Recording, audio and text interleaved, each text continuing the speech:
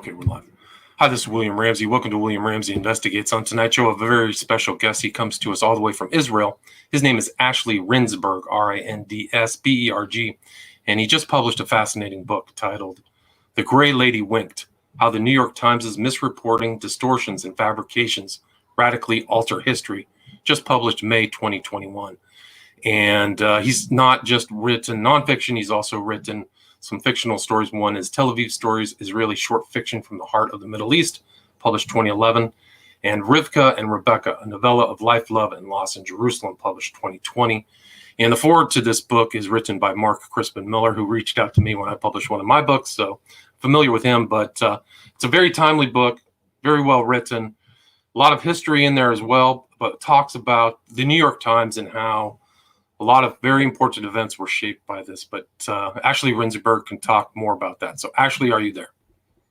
Hi, William. Thank you so much for having me. I appreciate it. Awesome. Well, thanks for agreeing to the interview. For people who may not have heard of you, can you talk about your background and what led you to publish, or I think you self-published or started your own business to publish this book about the New York Times?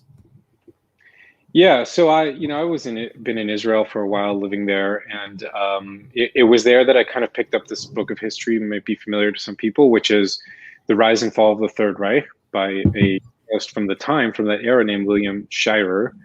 And I was kind of just thumbing through it one day in Tel Aviv in a cafe or whatever, and came across this little footnote where Shirer, who covered World War II from Germany, mentioned that almost in an offhand way that on the eve of World War II, when the war was just about to break out, the New York Times reported that Poland invaded Germany. And that really stopped me in my tracks to say, wait a second, this is just a fundamental fact. It's just truth that we know, obviously. Germany invaded Poland. That was the part of Hitler's master plan of invading and conquering Europe and the rest of the world. And I just couldn't quite understand how, first I wanted to make sure it was true, and then B, I couldn't understand how it could be true if it was. So I went to start doing some research. I started looking through the New York Times archives, and sure enough, I found out that was how the New York Times presented the story and the facts. And then I dug a little deeper, and that's where that started to open my eyes to what really happened and how deep the corruption ran in that particular instance.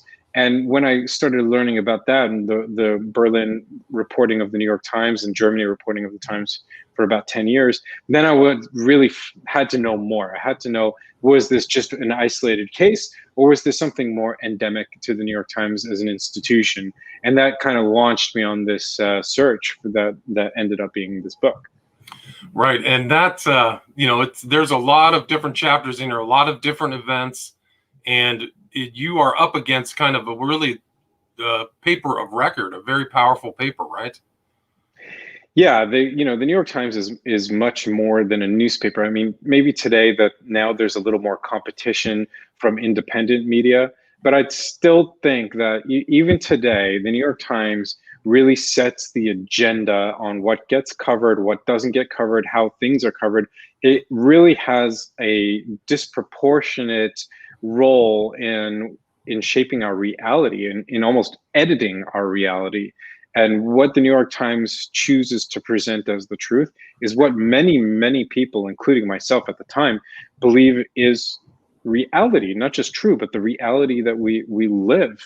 And that kind of power is really what's at the heart of this book, because as powerful as the New York Times is, it's owned by a very small family. A small family that has a deep business and financial interests in many things, and it always has. And when you've got that kind of concentration of power, and power that's not related just to money, but power that's related to the way we understand our world, the way we understand fundamental truths, like who invaded who in World War II, then you've got a very problematic situation. And I think that's what people are starting to wake up to today. Right. And you stated in your intro that a lot of people did not want or weren't interested in pursuing this topic, correct? Some publishers and other people kind of gave you a warning because of the nature of the New York Times, right? Yeah, absolutely. I mean, nobody, especially in media, especially in publishing, nobody wants to risk angering the New York Times. You have so much that rides on their approval, such as getting onto their bestseller list, which is not their bestseller list. They consider it an editorial property, which means they choose what's on there. It's not raw numbers that determines. And getting on that list means life or death for books, for authors, for publishers. It's the difference between success and failure. No one wants to risk a bad review. No one wants to risk getting blackballed by them. And just no one wants to risk that kind of power that they have. So I was warned by some people, some in a sympathetic or friendly way, saying don't do it. Some in a very angry way, saying what you're doing is sort of flies against everything that we stand for. That's something I couldn't really understand, because in my mind, my point of view, I was just telling it, trying to give a straight shot. This wasn't like a pay-in against the New York Times. It wasn't a polemic. It was trying to just present the facts as I found them, mostly in the New York Times' own archive. But people had these really strong reactions, including people I didn't even know. I mean, some cases it was book designers or something. In one case, someone wrote me this scathing email, really castigating me for this. This person hadn't even read the book. Just the notion that someone would dare to oppose the New York Times was enough to really get people fired up. And at the end of the day, that's where I said to myself, we're at a real turning point in media and publishing, where people can now just choose to do it themselves, not because it's fun or not because it's easy, because it's really not, as I'm sure you know. It's because it gives you the freedom to tell the truth and not to have to water it down and not to have to contort it or twist it in order to match the interests of some third party, in this case, publishers or media outlets or whoever it might be. So that was the story behind this book. And it took me 15 years to get to that point, because when I wrote it, we didn't have these options. And now we really do. The power is returning to the hands of people like us. And it gives us a chance to pull back the curtain on institutions as powerful as the Times. Right. And so the family, if you noted in your book, I found that interesting. They had two levels of stock, Class A, Class B. So the internal family has really decision making, and people who may have ownership really have to just kind of kowtow or follow what the Sulzberger family says. But they kind of came into ownership of the New York Times in the 20th century when so many important events were happening. And you start off your book, you talk about, like you said in the intro, this whole event in Gleiwitz about Germany and supposedly Poland invading Germany. Can you talk a little bit about how the New York Times, their approach to this, what led up to World War II, and some of the figures, some of the maybe celebrity journalists really shaped those perceptions in the U.S.? Yeah, absolutely. You know, when we start with that basic premise that this is a family, it's a dynasty, it's a very rich and very powerful dynasty, and you get to this point where the overriding interest isn't telling the truth and gathering the facts, that kind of, boring old mission of a newspaper. For them, it's money, power, prestige, maintaining those things, furthering those things. And that meant doing whatever it took. So when we come back to this idea of World War II and their disastrous reporting, which went far beyond reporting that Poland invaded Germany, it included 10 years of reassuring New York Times readers that Hitler was sort of an okay guy. And it turns out the reason for that disaster was that their Berlin bureau chief is a guy named Guido Enderis, who I talk a lot about in the book, was a Nazi collaborator. The Nazis knew him. They loved him because he reported so sympathetically on them. They gave him the goods. The Nazis gave him great sources, and they came to him with all the good information. And for the New York Times as a newspaper, that meant they got scoops. It gave them a competitive edge over the competition in the news market. And that's what they really wanted. They wanted to stay number one. The interest there wasn't about bringing their readers the accurate, dry facts about what was going on, whether they were first or second or third to get them those facts. For them, it was really about being first, staying first. And they admitted that if it meant keeping this guy, Guido Enderis, this Nazi sympathizer, as the Berlin bureau chief at the most critical juncture in American history until that point, then they were okay with it. And they even threatened to sue a junior editor who wanted to expose this guy. Right. I mean, and you said that there were some battles in there about how long were we going to do something about this Nazi correspondent in Berlin, and I mean, terrible predictions. The what they did. I mean, we can lead into also kind of how the New York Times handled one of the most horrific events in human history, which is the Holocaust, because that their reporting on that was very questionable as well. Yeah, when you really look at the Holocaust reporting, it's very disturbing. I would say it gets to that level because, in one instance that was very representative of the rest of the reporting on the Holocaust was that there was a report of 700,000 Jews murdered in Europe by the Nazis, and they shoved that into the back of the newspaper. I think it was like page 812 or something like that, in a tiny little article, a couple inches column space. And on the front page that day, they had all sorts of stuff. They had a guy in Iceland who was killed, one single guy. They had something about police demotions. And that was really representative of what was happening with their Holocaust reporting, which is that they just did not report it. They did not report one of the biggest and most momentous, impactful events of the 20th century, if not of, the millennium. And they didn't do it, again, because their interests in their mind were overriding. They were a Jewish family at the time. They didn't want to be seen as a Jewish newspaper because they thought that would hurt their business. So rather than covering up this world-changing event, rather than covering this world-changing event, they covered it up. And to me, that's one of the greatest sins of journalism and modern journalistic history, is the cover up of the Holocaust by the most important newspaper in America. Right. So they were benign. I think you said they only ran stories about the Holocaust 6 times on the front page over that whole 6-year period of the war or the conflict. Right. And so the kind of Sulzbergers, they saw themselves more. Do you think that their outlook really influenced their reporting in the sense that they were kind of they were kind of an Americanized Jewish family? How would you characterize their outlook at that time? Yeah, I would say so. I would say that they really thought of themselves as just American, which is perfectly fine. I mean, I think anyone can see themselves however they want, and for a family living in America to consider themselves as American, that's great.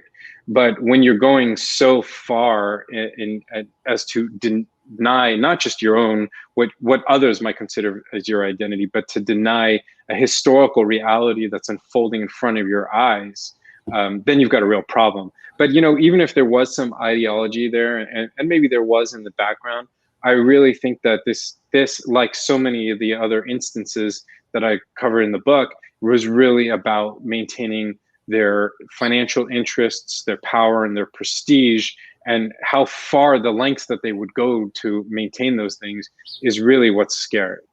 Yeah, and you juxtaposed one of the weddings of Sulzberger's daughters with the Ponary massacre. So you had this kind of uncomfortable reporting during these really terrible events. But that wasn't there were definite New York Times shortcomings in those reportings, but they're also in their approach to, I would say that the paper's left-leaning, their approach to what the deaths that happens in Russia, right? Can you talk about Walter Duranty and his reporting on Stalinism and what happened there? Yeah, so Duranty was reporting in the early 1930s. He was the New York Times' Russia correspondent. He was a British guy. And he was a very good reporter. He was a very smart man and a great writer.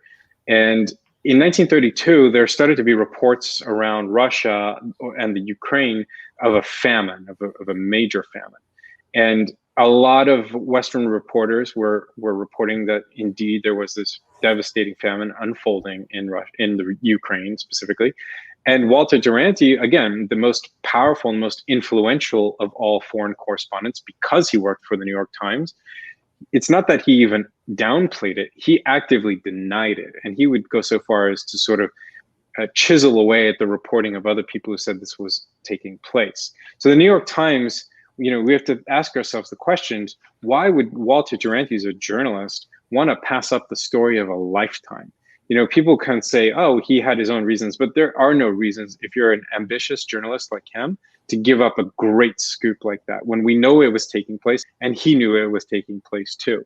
And the answer to that question, this is what's something that nobody really focuses on when we talk about Walter Duranty, as infamous as he is it wasn't him who made that decision. It was his bosses at the New York Times. And the reason for that, again, it comes back to interest. It comes back to the fact that the New York Times and the owners of the New York Times were very tied up with the most powerful business people in America at that time. And this group of business people wanted access to this gigantic Russian market that was quickly industrializing. It was becoming a even more powerful market than it had been. We're talking 150 million people, and there was because of the industrialization, there was more and more need for the kind of resources that the U.S. could export at the time.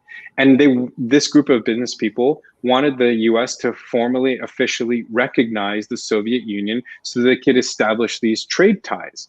But you're not going to convince the American people to recognize this new regime, the new Soviet regime, if that regime had just killed 3 million of its own people with a deliberate famine that Stalin had perpetrated as a way to consolidate power. So you have Walter Duranty tapped to kind of carry this huge amount of water for these business people, for these interests. And that's exactly what he did. He made it seem as if there was no such thing as a famine in the Ukraine, and the American public reading the New York Times and all the other editors of all the other newspapers out there taking that lead, printed the same kinds of stories. And then lo and behold, in 1934, Franklin Delano Roosevelt, he goes through with the official recognition of the Soviet Union by the American government. And at a gala event at the Waldorf Astoria Hotel in New York, attended by 1,500 people, which included the head of Ford Motors, the head of GM, the head of G&E, the head of Chase, the head of JP Morgan, the head of multiple railroads, Walter Duranty is the only person to receive a standing ovation that night, because it was really what he did that made that recognition of the Soviet Union possible. Right. And I mean, a lot of these guys, and you'll see this theme in your book, they're maybe not telling the full truth. A lot of them got Pulitzer Prizes. So Duranty was recognized as that. And you also was interesting about the allowance of kind of official Soviet propagandists or spies also involved. Can you talk a little bit about their kind of infiltration into reporting? Yeah, the time, if you were just an average reader of the New York Times, curious at that historical moment about what was this new Soviet thing. I mean, at the time Duranty was reporting on not reporting on the famine, the Soviet Union was only 15, 16 years old. It was still pretty young in its life cycle. And people were trying to understand what this was. What did it mean that you had this new communist country? The world had never really seen such a thing. And if you were to read the New York Times, you would think it was sort of a wonderland, a utopia, with the kind of stuff that they were reporting. And they went so far to, whether or not they knew that this person was a communist agent, her name was Ella Winter, but they ran her reporting about how wonderful it was in the new Soviet Union as if they were news stories, whereas this woman was working for the Soviet propaganda master, Willy Munzenberg, and she was printing outright propaganda for years on end as a New York Times reporter or contributor. And that was absolutely not an isolated case. I mean, you had again and again and again people running New York Times stories, reporters or contributors, some of them very famous, coming with this same message that the Soviet Union is all but perfect, that the streets are sort of filled with people, dancing with joy, where the reality was exactly the opposite. It was harsh. There was, systematic murder of Stalin's political enemies, and even not his political enemies, just anyone who happened to get caught up in that. There was a drastic shortage of foods and generally of goods. And then there was things like the Ukraine famine, which is the deaths of up to, the estimate today is around possibly up to 5 million people, maybe even more, which was perpetrated by Stalin in those 2 years. I mean, that is something that is really mind-blowing when you zoom out and think about that. 5 million people, or even if it was 2 or 3 million people in 2 years, is crazy when we think about the Holocaust and all the deaths that were perpetrated, the murders that were perpetrated then. This was something of that magnitude. And again, the New York Times, it's not that they just didn't report on the famine. It's that they reported that this Soviet Union was a wonderful place to be. Right, and that was like a common theme. A lot of that, they call it in Ukraine the Holomdor, so they kind of have their own name for this mass death event. But a lot of that was covered up, and the New York Times played definitely a role in keeping a lot of the stories from the American public, and also putting this kind of gilded coating over the Soviet Union and not accepting some of their crimes. So it's they definitely were part of that. But their kind of reporting, I think you see a little bit of a left leaning there, also applies to kind of Fidel Castro and the New York Times and how they viewed his ascension to power. I think maybe even similar to what happened in the Soviet Union. Can you talk about the New York Times and how they perceived Fidel Castro? Yeah, absolutely. That was another real big scandal in not just the history of the New York Times, but really in the history of the world. Because if we think about Fidel Castro, this guy had a major impact on geopolitics, the Cuban Missile Crisis, putting nuclear weapons in America's backyard, because he was in control there and he was an avowed communist. But when the New York Times reporter who went to seek him out back in the late 1950s went to Cuba, into the mountains of Cuba to find him, Fidel Castro was really a nobody. He was all but failed as a rebel. He had very few men left with him. He had no money. He had almost no arms, no weapons. And he was just kind of hiding out in these mountains. And the Batista government at the time that was in control in Cuba had really even just kind of stopped looking for him because they didn't consider him a threat. But then this New York Times reporter by the name of Herbert Matthews wants to go out and find this guy, and he does. And he writes this front page story about Fidel Castro that makes him out to be this democratic messiah.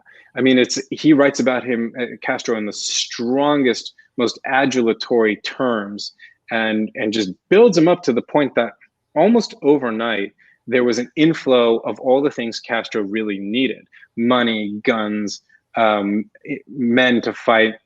But the most important thing of all was that kind of attention. There was the spotlight. That's what he really needed, to be seen as this thing, to be seen as this great figure, this democratic savior of the island of Cuba, when of course that was absolutely not true. There was nothing to suggest that Castro would ever be democratic. And even well into the revolution, once he had overthrown Batista, the Times still continued to push this notion that Castro was this democratic guy. He was all for the people. Didn't matter that he didn't let them vote, because the people were so convinced of his greatness that they didn't need to vote. That's really what the New York Times was telling people. And at the end of the day, what happened was the Cuban people ended up with a dictator and still have that same dictatorship 50 years later. And it really was because of the New York Times' massive coverage of Castro and that kind of rose-tinted glasses that they presented him through. Right. So this one character, Herbert Matthews, is very smart, very good writer. So he can adjust things, and he writes this headlines in the New York Times: Cuba, first step to a new era. So they're definitely propping him up, and then he just becomes a dictator, really runs everything, and a lot of people got shot. They don't really talk about that, but they ran a lot, almost somewhat Stalinistic in a way. A lot of his opponents got shot. Oh yeah. You talk about the Hubert Matos incident. So there's a lot of things that contradicted really what the New York Times was saying, which Castro was doing. When you talk about the lukewarm lemonade incident, can you chat about that or address that? That was the kind of thing that that really shows you how the international left saw Cuba. And the story there is that two of the international left at the time's biggest celebrities, which was Jean-Paul Sartre and Simone de Beauvoir, they were in Cuba to interview Castro, walking along some beach with him somewhere, and there's a little lemonade stand. And Castro says, "Let's go grab a cold lemonade on a hot day." And he gets the lemonade, he takes a sip. It's not cold, it's lukewarm. And he said, "What's going on here? Why is this not cold?" And the seller says, "Well, because the refrigerator broke down." And Castro says, "We'll get it fixed." And the person says, "Well, we tried that, but we can't." So Castro says, "You know, if you can't get it fixed, you tell your boss, because otherwise he's going to have problems with me." And in the eyes of Jean-Paul Sartre and Simone de Beauvoir, this was an instance of how great he was as a democratic leader. He had this sort of relationship with this small person, this seller of lemonade, and he didn't, it was like a direct democracy was the term that they like to use. He didn't even need to be the big leader. He could just be on the ground. And really, when you take a step back and think about what was really going on there, he was threatening a lemonade seller because they didn't have a cold lemonade for him. And that's something that's, obviously no democratic leader is going to make a threat to someone because the lemonade wasn't cold. But these people really saw this as something that was proof of Castro's democratic nature. And that was really representative of how the New York Times thought of him too. Right, and you said that he was thankful. You say Guevara and Castro were thankful to Sulzberger and the New York Times, right? Yeah, Castro sort of did a pilgrimage to the New York Times building on Times Square at that era. Not once, not even twice, 3 times. He went to shake the hand of the New York Times' publisher and to say thank you for all the publisher and the New York Times had done for him, because he was very aware of what that meant. He was aware that the New York Times' coverage of him in the late 1950s and even in the early 60s was the difference between success and failure for him as a leader, as a dictator. Right, and I think this is a quote from your book. It's by Che Guevara, which is, Matthews's work was more important to the rebels than a victory on the battlefield. So it shows the import and the impact of the New York Times as the newspaper of record. And I think, there's a lot more in your book. You cover Vietnam. You talk about the different reporting in Hiroshima and the Middle East. There's some really interesting things that I didn't really know about the Jamal and Muhammad al-Dura incident, but maybe we could talk a little bit about that. And can you address that from your perspective of what happened in that chapter you titled Mideast Martyr? Yeah, so that was something that happened at the very beginning of the Second Intifada, and this would have been around September of 2000, where things were starting to get really hot in Israel, between Israel and the Palestinians. And one day, this man named Jamal al-Dura took his son Muhammad al-Dura to go. This is the story, at least, to go look for a used car, which it was a bit of a strange kind of thing to do, because all the major checkpoints were closed, all the junctions were closed. There was a strike at the time, so things wouldn't have been open. But that's apparently what he was there to do. So he gets to this junction in Israel where there was this battle underway between Israeli forces and Palestinians, and they took a taxi. They get out of the taxi and they have to take cover against a cement wall, and there's like a concrete barrier next to them. And there's some video footage of this event, and you see the two of them, father and son, cowering behind this barrier. And then sort of at one point, the boy slumps over and is, according to the narration in the video, is now been shot dead. And the narration is saying that it was Israeli forces that shot him. And this is something the New York Times picked up on pretty much the next day. And they said not only that the boy was killed and that he was killed by the Israeli soldiers, but that his killing by these Israeli soldiers made him into a quote unquote a symbol of the conflict. This was before any investigation had been conducted. There was no New York Times reporter present at that scene that day. There was actually no Western reporter present that day. The narration was by a French reporter who himself was not present there. He had just kind of taken it as hearsay of what had happened. So it was a very, sorry to interrupt, but it was a very powerful Sure. image that got distributed all around the world and was supposedly initially like it was a sign that the Israelis did it. But please continue. Yeah, no, that's a great point, actually, because that image that image was the symbol that they were talking about just days after the event took place. And that's really what this was all about, the creation of a symbol. And that symbol was one of Israeli aggression and Palestinian victimhood. It was very, very clear. But there were a lot of gaps in that story. There was parts of the footage that had went missing. There were questions about why the French reporter was narrating this footage if he wasn't there to actually having reported it himself. He was just sort of assuming that what he'd been told was the truth. And the story that unfolds is that there were multiple investigations that took place. One was an Israeli investigation, which they found the exact same kind of concrete barrier that was there. It was an Israeli concrete barrier, and they tried to fire through it from that position, and they found that they could not fire through it with the same weapons, which was probably an M16. But that was sort of discounted because it was an Israeli investigation. Years later, there was a libel lawsuit in France related to this case, and a French forensics and ballistics expert examined this evidence. And his finding, and this was a third party who had no interest in the conflict whatsoever, he found that, in his words, there was no possible way that, given where the Israelis were, that they could have shot this boy, let alone killed him. But this already, between then the incident itself and the later finding that there was no way the Israelis had killed him, the New York Times had basically reported for months and months and months that this boy was murdered by Israeli soldiers, and that he had now become a symbol of this conflict. And he had become such a symbol that he was used by Islamist terrorists around the world as justification for their crimes, including for the murder of an American reporter, American Wall Street Journal reporter named Daniel Pearl. Pearl, right? So, this was the kind of thing that they perpetrated. And once that French report came out, they never corrected it. They never returned to the issue. They just kept their silence.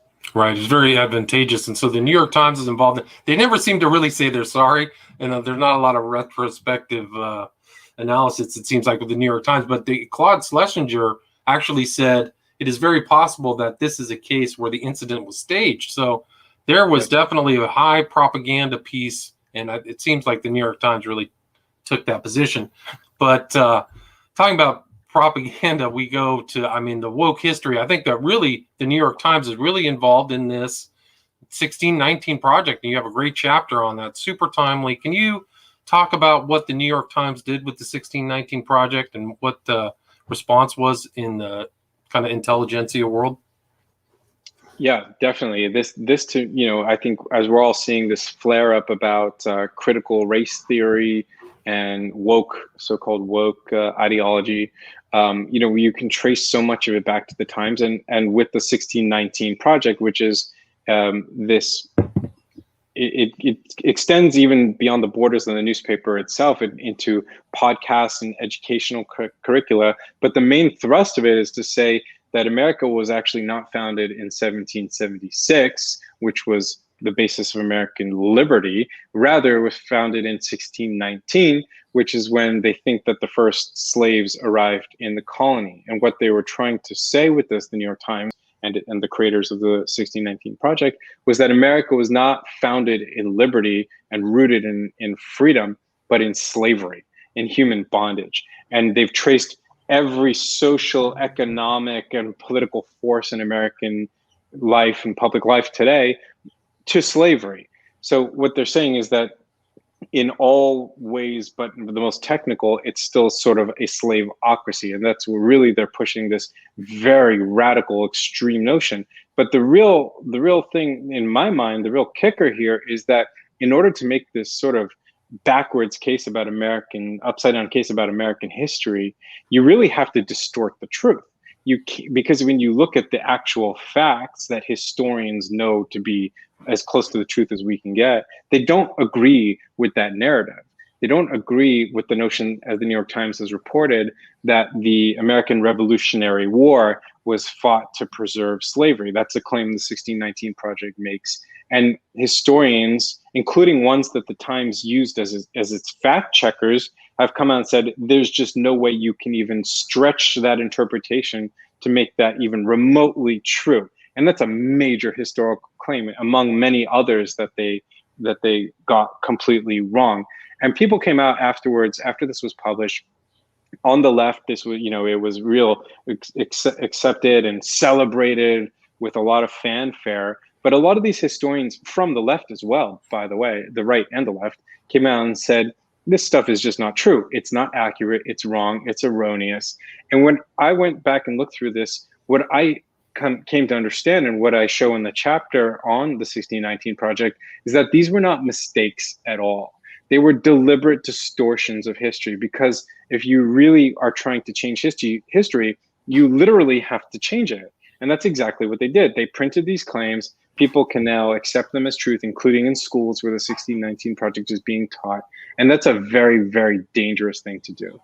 And when they first came out with it, you said that like they spent the New York Times really came out big, a very expensive program.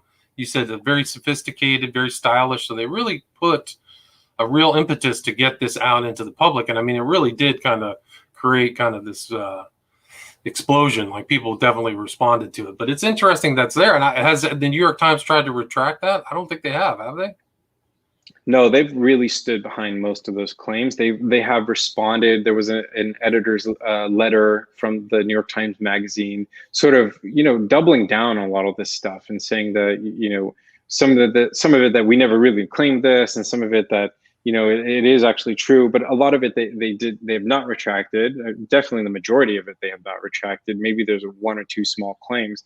But, one of the biggest incidents related to this project is that a historian of African American history and slavery from Northwestern University came out and said she heard the woman who created the 1619 Project, the New York Times reporter named Nicole Hannah Jones, make claims that this historian had specifically told the New York Times were not true. They just reported them anyway as if they were true. And that's where I said to myself, this was always deliberate. These were not simple errors. So they were never going to correct things that they didn't see as errors.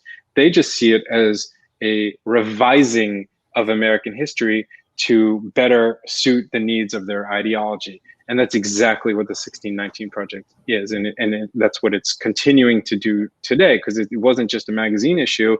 It was this multi-platform campaign that will probably extend for many years. Right. So, I mean, it's really important. But yeah, I think you're right. They knowingly are deceptive about certain things in that project. But yeah, it's really incredible. Guys, I highly recommend this book. Again, the title is The Gray Lady Winked: How the New York Times is Misreporting, Distortions, and Fabrications Radically Alter History. Where's the best place for people to get this book? And did you have like any social media where people can contact you? Yeah, definitely. Amazon is a good place to get it. Barnes & Noble, Book Depository. You can find me on Twitter. If you look up the book on Amazon, you'll find my name, Ashley Rindsberg. That's my handle on Twitter.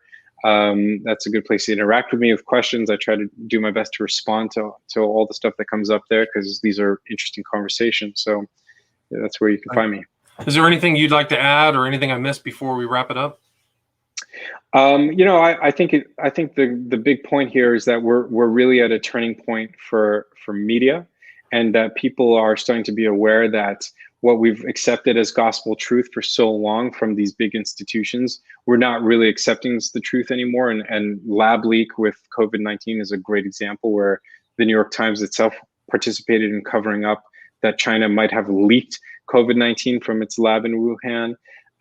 And now people are asking their own questions and searching for their own facts. And I think that's a really healthy development in how we understand not just the news, but the reality around us. So I think that's a really important thing. And I think that's the part of this book, is to say, yes, that we need to stop just accepting what these institutions tell us as the God-given truth, and start asking our own questions and searching for our own truth and our own corroboration of the truth wherever we find it.